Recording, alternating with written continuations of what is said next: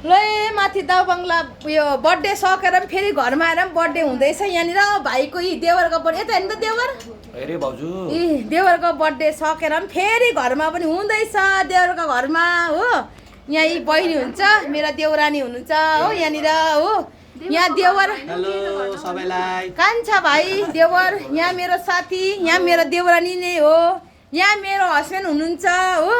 खुसी छ मेरो हस्बेन्ड चाहिँ हो देवरको बर्थडे भएर भाइको हो यहाँ देवरानी एकदम किचनमा के गर्नु हुँदैछ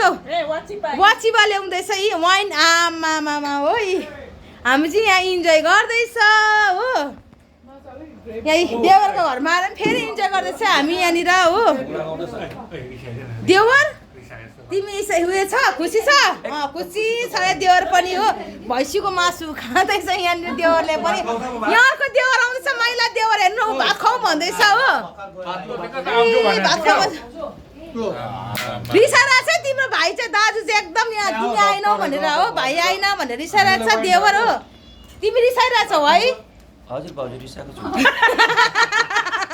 रिसाइरहेको छ हो म पनि छु है साथमा हो अब हामी चाहिँ एकदम वाइन खाएर चाहिँ खट्टु खाएर चाहिँ अब सुत्दै हो सबैलाई गुड